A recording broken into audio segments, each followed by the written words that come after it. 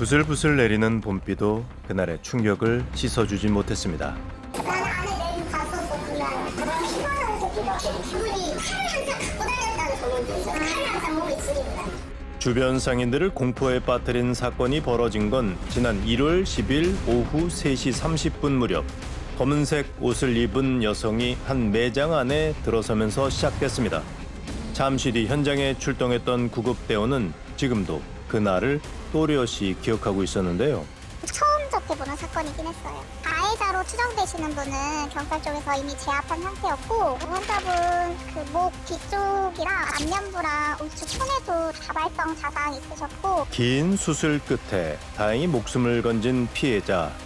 그녀는 두 아이의 엄마인 40대 현진 씨였습니다.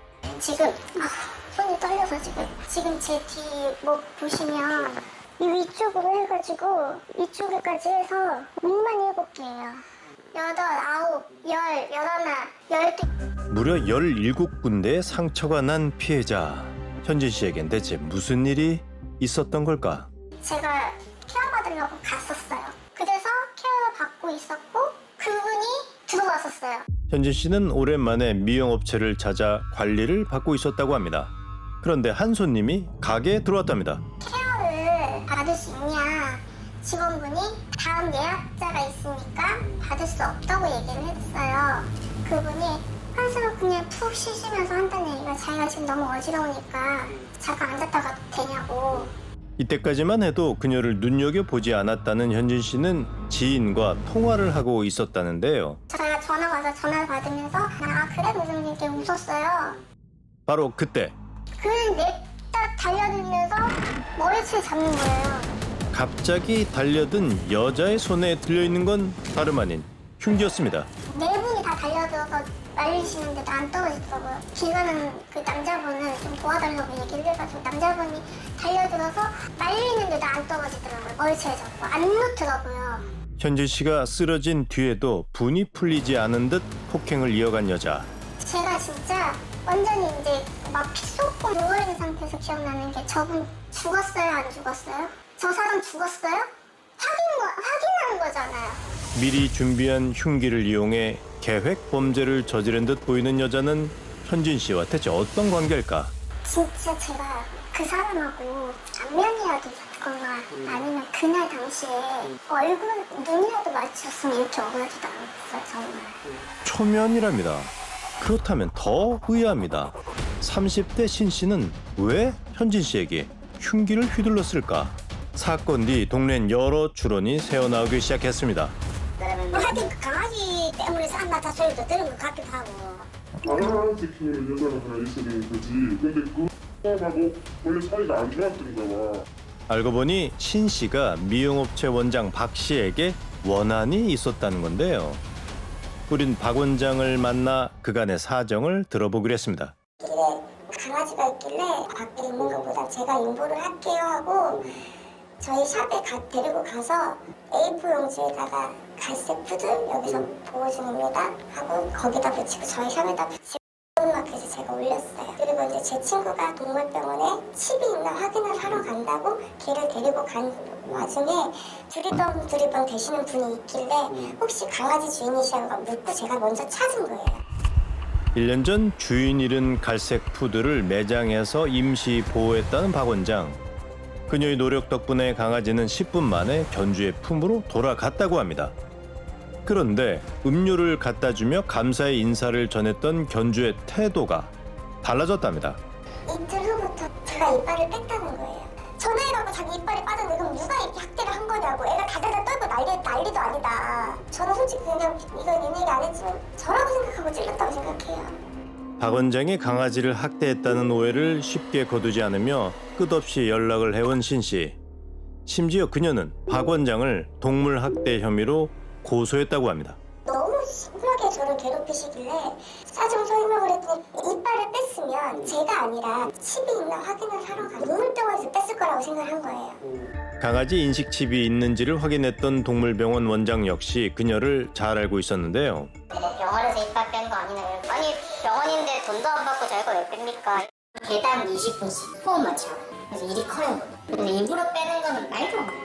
반려견을 향한 신 씨의 기묘한 사랑을 기억하는 이웃들은 더 있었습니다. 그 강아지 있길래 강아지 키우고 있는데 너무 예뻐서 땡겨보고 이렇게 보고 있는데 이쁘죠? 그러는 거야 강아지가. 내 강아지 너무 이쁘네요. 그러고 보고 있는데 이제 저리 꺼져요. 저리 가요. 결국 그날의 사건은 신 씨의 오해에서 시작됐던 걸까요? 그런데 더 당혹스러운 일은 신 씨가 현행범으로 검거된 뒤에 벌어졌다고 합니다. 여보세요? 제가 엄마인데요. 거기서도 놀랬겠지만 내가 너무너무 놀래고 아픈 애니까 너무 힘이 들었어. 나는 15년 동안 시달렸어. 뭔 힘이 있겠어요. 물론 거기 인생도 그렇지만 얘도 정신이 하나도 없었어요. 무책임하게 얘기하시네요. 근데 얘는 치료를 해야 되는 애거든. 감형을 받아야 돼. 내 집도 내가 쓰러지게 생겼으니까 전화이만 왔구나. 내내 연락이 없다가 1심 재판을 앞두고 연락을 했다는 신 씨 어머니. 그녀는 딸이 오랫동안 정신과 치료를 받아왔다며 합의를 부탁했다는데요. 최소한 거기서라도 죄송하다고 얘기를 했어야 되는 게 난 맞다고 생각을 하거든요. 검찰은 신 씨에게 17년을 구형했습니다. 하지만 지난달 26일 1심 재판의 결과는 징역 8년형, 심신미약이 감경 사유로 인정된 겁니다. 말이 안 돼요. 그 17년 형이 8년으로 쪼갔다는 게 알고 봤더니 집에서 준비해가지고 풀어서 갖고 왔더라고요. 대체 신 씨는 어떤 사람일까? 우린 같은 학교를 다녔다는 동창들에게 그녀에 관한 얘기를 들을 수 있었습니다. 주위 사람들 잘 챙기고 잘 웃는 건강한 아이였던 걸로 기억을 하거든요. 폭력적인 행동 자체를 안 했던, 그러니까 되게 조용했던 성격으로 기억해요. 근데 이 친구가 이제 2학년 됐을 때부터 안 보였어요. 이제 가깝게 지냈던 친구가 없다 보니까 이유도 모르고. 조용하고 평범한 학생이었답니다. 하지만 2학년 이후 학교에 나오지 않아 최근 소식은 듣질 못했다는데요. 누구보다 신 씨에 대해 잘 알고 있을 사람은 아마도 그녀의 어머니일 겁니다. 중학교 때 고졸이 들었어. 그때부터 애가 이상했어. 그래가지고 10년 동안 병원 입원하고 퇴원하고 피해 망상이 심해서 그런 일 터진 거야. 중학생 때부터 병원 치료를 받아왔다는 신 씨. 그녀에겐 반려견이 유일한 친구였다는데요. 내가 청소하다가 그냥 문이 발바닥처럼 나갔어. 그 집에서 보관을 하고 있었는데 이빨을 뽑았다 그러는 거야. 망상이잖아. 유일한 친구고 만난 사람 강아지밖에 없잖아. 어머니 혹시 가도를 원래 들고 다니긴 했었어요?